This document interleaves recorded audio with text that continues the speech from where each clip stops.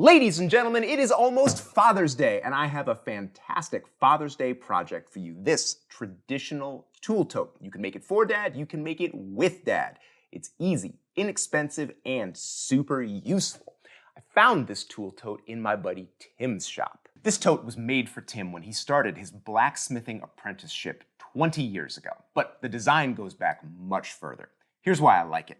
It's long, so it holds a lot of stuff, but it's also shallow, so you're never rooting around for stuff in the bottom. Now, the front and both of the ends are splayed out at an angle. That flares the opening, so it's always easy to reach into the tote, and it increases the internal volume without needing extra wood. Now, the other side here is straight, and at first that didn't make any sense to me. As soon as I picked it up, it made perfect sense. This design never bangs against your leg while you're walking, and it always hangs straight down from your shoulder. So even when the tote is packed with tools, the weight is still manageable. Hey, this video and this project are our way of celebrating Father's Day. What better way to celebrate it than to make a little project for your dad or make a project with your dad? The other way we're celebrating the holiday is my company, Compass Rose Tools, is having a sale on everything that we sell. It's all discounted for Father's Day. You can get a no-mod planing stop that drops straight into your vise. You can get a ready-set planing stop that you can screw down to your bench top and it's already set at the perfect height. You can get the original Hand Tool Hero, a set of router plane blades to make your own wooden router plane with. We've got a bunch of stuff and it's all on sale, but just for the next couple of days. So go to compassrosetools.com or click the links down in the description. Don't miss out on these deals. We are going to make a couple of changes to keep this project accessible. This one's been nailed together, and I know most of my viewers are more comfortable with screws, so we're going to glue and screw our joints. This one is made out of oak, and we're going to switch that to poplar. It's plenty strong enough and half the price. Finally, the center divider doesn't go all the way to the bottom. The original maker obviously did that so he could make the whole thing out of narrow boards and save stock. But my buddy Tim tells me things are constantly falling underneath here and he's losing chisels and screwdrivers. It's a real pain. We're going to carry this center divider all the way down, and then I think we're actually going to put some screws through the bottom and up into the divider. That just occurred to me this second, but it really sounds like a good idea. You can make almost this whole project from just a piece of 1x6 nominal poplar. So it's actually 5.5 inches wide, and that's plenty to make most of the pieces. Now, there are a ton of angles in this build, which can be inconvenient, but we're going to get a lot of those angles for free by measuring the top of a component, measuring the bottom of a component, and then just connecting those lines together. And then you get the angle without even knowing what its exact measurement is. So I've done that with the end pieces right here. Both of the end pieces have one straight side and one angled side, so they nest together in a way that's really convenient. And I've left them attached to the big board because that's going to make it easy to saw them. I'm going to start with this angled cut right here.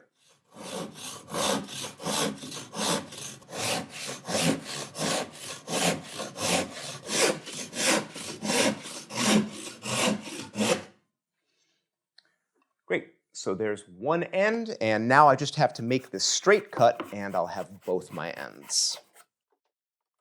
Now I've got both my ends, and I nested them together, so there's basically no waste. Now it would be great if this angle here was the same as the angle of the back of the tote, which is the next thing I'm going to cut, but they're different angles. So by cutting off a square 90-degree here, I've given myself a new start, a good place to hook my tape measure, and I can measure out that whole component, top and bottom, connect those measurements to get the angled lines automatically, and then cut out that piece too.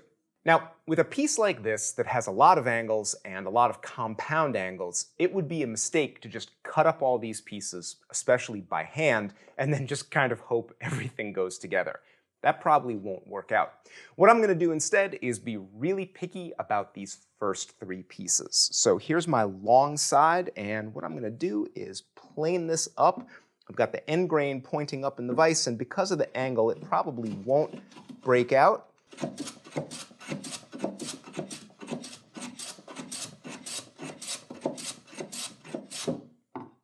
I'm starting to blow out a little bit there, so let me stop, bevel that end a little bit. As long as there's a little bit of a bevel there, you won't blow out. Fun fact, blowing out that way is also called spelching. There's a word you don't hear every day. And now we'll finish up. And yep, definitely not spelching. Now that I have this end, I'm going to make sure that it's square. Boom, that's perfectly square. Now what I'm going to do, because I want this piece to be super consistent, is I'm going to take my bevel gauge and lay it right across that end. And I'm not super concerned what the value of these angles is, 65, whatever degrees. That doesn't really matter. What matters is, are these two angles the same? So now I've got my bevel gauge set to one angle, and now I'm going to come over to the other angle, and I see that it's not exactly the same. It's a little high over here. So I'll start up in the vise this way, and we'll just do a little bevel to prevent spelching, and we'll work that end a little more. And then I'm going to work all the way along this end, test it for square, and test it with the bevel again to be absolutely sure both of these angles are square and at the same angle. Once that's done, I'm going to work on these two ends. What I've done is used blue tape and super glue to stick these together, and I'm going to trim this side over here to make sure I've got this perfectly square, and then do the same thing with these angles. And then I'll split these pieces apart, and that way I'm going to have two absolutely identical ends. And then we're actually going to assemble these three pieces together. Again, complex geometry, compound angles. The best thing to do is get a little bit of the assembly together and assemble it. And then I can make the other pieces to fit what I've already got. That should really cut down on head scratching later on in the day. Now I'd like to connect up these three parts, the back and the ends, but before I can do that, the geometry of this project means that I have to do a little bit of trimming. My end and my back are the same width because they're made from the same material, but my back has an angle on the end. That makes this line longer, and when I put this piece on it, you can see my back sticks up. It's a little bit too long. We could say this piece is too short, but I have no way to make this piece grow, and this piece is easy to trim. So with my ends against the back like this, I'm just going to come in with a pencil and mark a line right here and right here. I'll use those pencil marks to run a marking gauge along that edge, and then I've got to trim away about 3/4 of an inch of material, so I'll start with a coarse tool and then finish up with a fine tool to come down to my line. Now that my pieces are ready to go, I'd like to attach the ends onto the back like this, and obviously the angle is kind of a problem. Let me show you how we're going to work around that. We're going to use the vise and put the board in at an angle, and to really help us out here, I'm going to take a hand plane and put it over on one side, and I'm going to flush up the end of the board with the hand plane. This is a lot like dovetailing. If you've transferred tails to pins, we're basically doing the same thing. Now I can put my board on top just like this, and I'm all set for drilling. Now to do the drilling, I'm going to start with a pilot bit, in this case 1/8 of an inch, and once I've got all of my holes drilled, I'm going to take off my end board, countersink, and drill the clearance holes. Then I can add a dab of glue and assemble the pieces, and when I run my screws in, I'm only going to put them in about 3/4 of the way with my impact driver, and I'm going to finish them by hand. That guarantees even torque and no stripping, and these pieces should hold together beautifully. Once you've got your 3-piece assembly and you're ready to make the 4th side, things get weird. There's no other way to put it.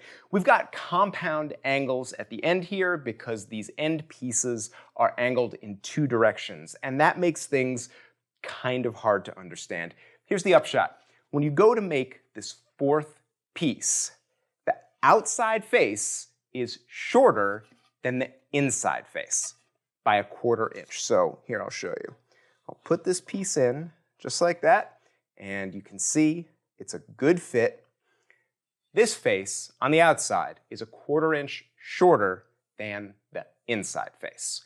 And I know that might seem pretty weird. It seems weird to me. I don't really understand what's going on, but I do understand how to make the piece. And in fact, I just made the piece out of white pine so I wouldn't screw up any of my poplar. Here's what you do. Take your 3-piece assembly and put it with the open end on a piece of stock, and then trace it. The shape that you get from that gives you your shorter outside face. You're going to need to carry those lines to the inside face, but don't use a square.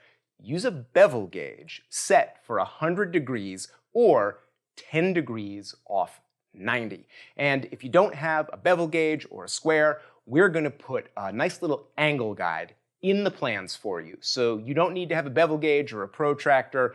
We're just going to make it easy for you. Once you've connected your lines and probably run them down the opposite face, you just have to cut the parts out. And it's really not that difficult.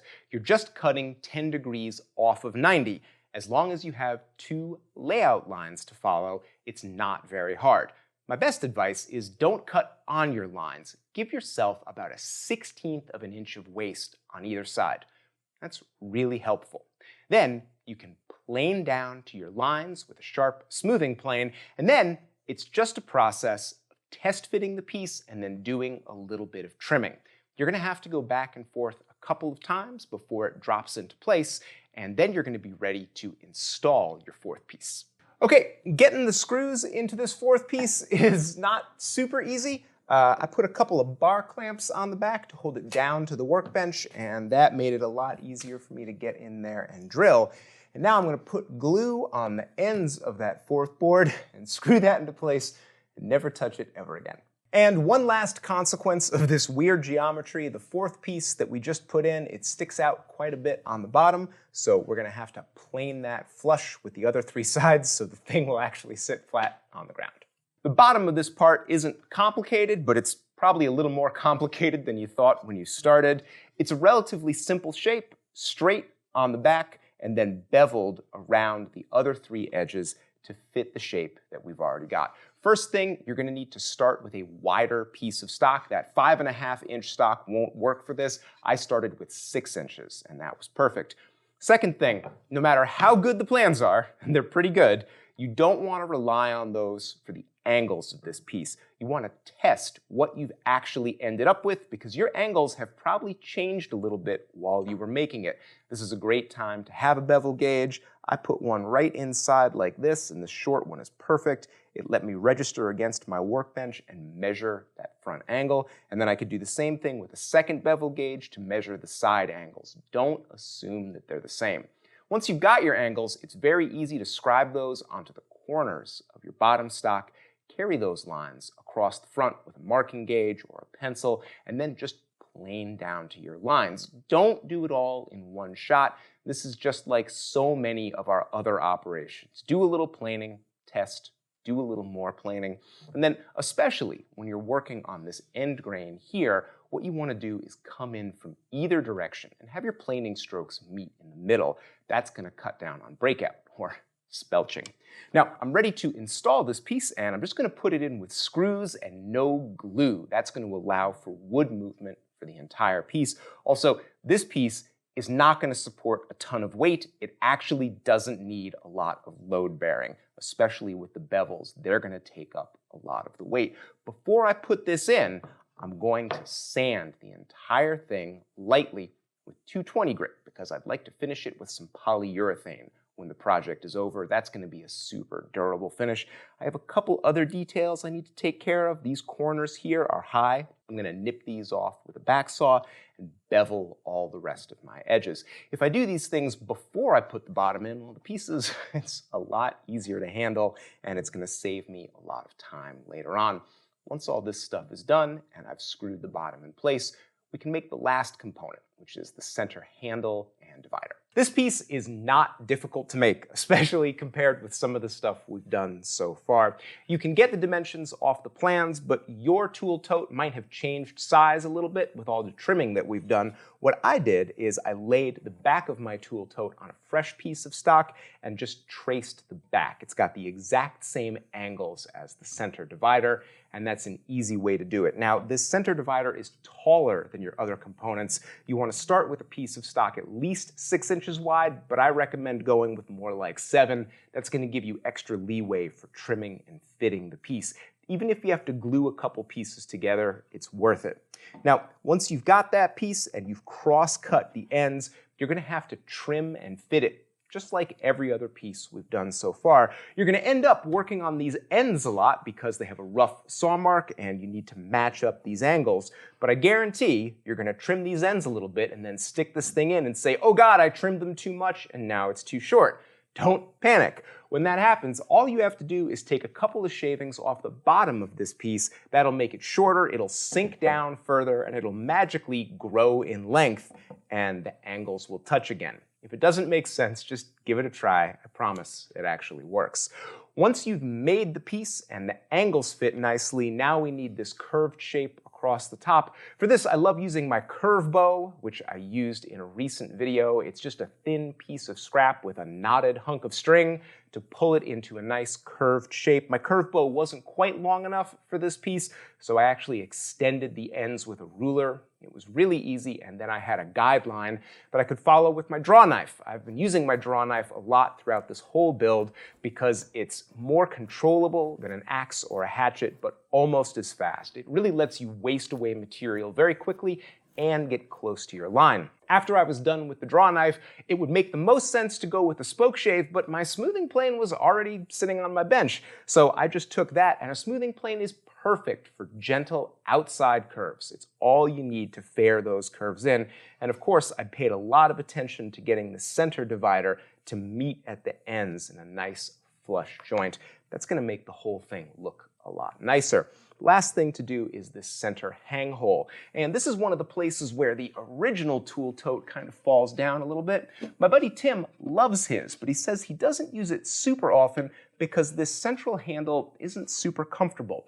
It's too small, and then the top has very sharp edges that bite into your hand. Imagine this thing filled with blacksmith tools, which are very heavy, and then with an uncomfortable handle. You probably wouldn't use it either.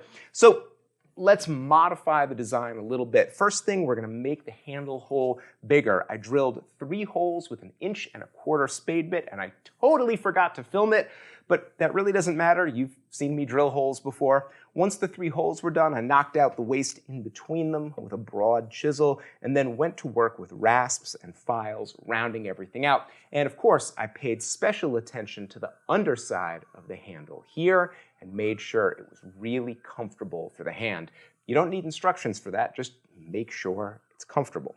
Now, the piece is done and I'm ready to install it. I'm going to do 2 screws through either end, and since this piece goes all the way to the bottom, unlike the original, I'll also do a single screw through the bottom up into that central divider to lock everything together.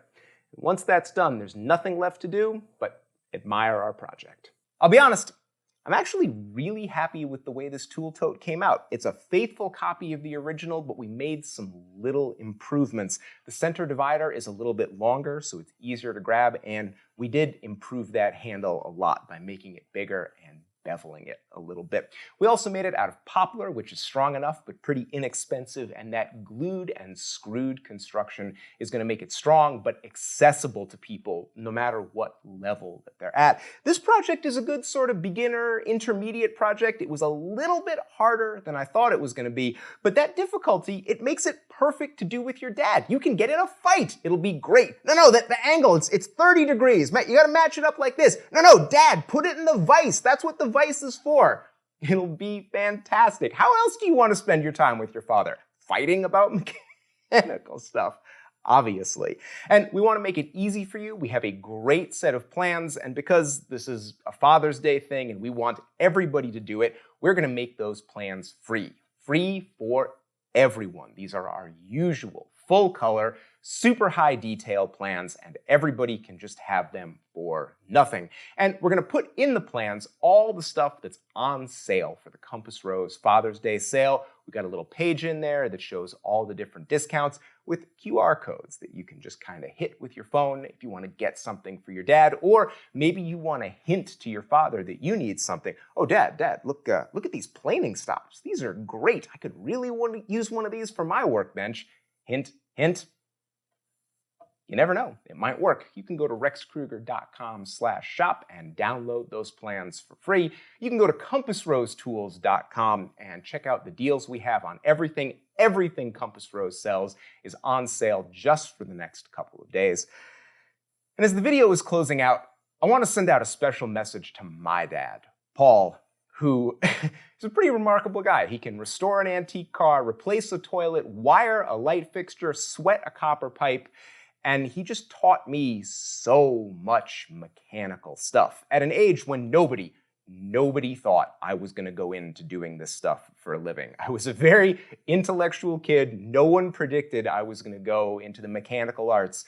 And my father insisted that I learn the difference between a bolt and a screw, how to use a hot glue gun, a pop rivet, use a tap and die, a ton of stuff. He didn't teach me a lot of woodworking. He taught me something better. He taught me a general mechanical awareness. When to use a nail, when to use a screw, how to recognize thread pitches, how to figure out how to solve a million different problems. And he didn't do it because he thought I was going into this line of work. He did it because he believes that everyone should just have a basic grasp of mechanical skills.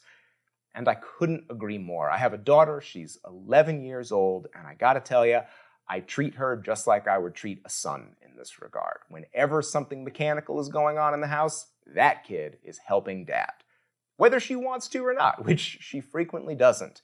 But I can tell that she's proud that she knows how to saw a board and drive a fastener and hold a hammer. And she's done a bunch of household projects with me, and she really seems to get a lot out of it. And I'm just continuing the tradition from my own dad. So Dad, thanks so much for all the stuff you did.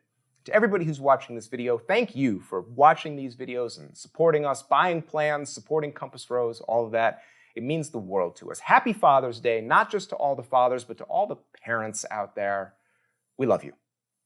See you soon.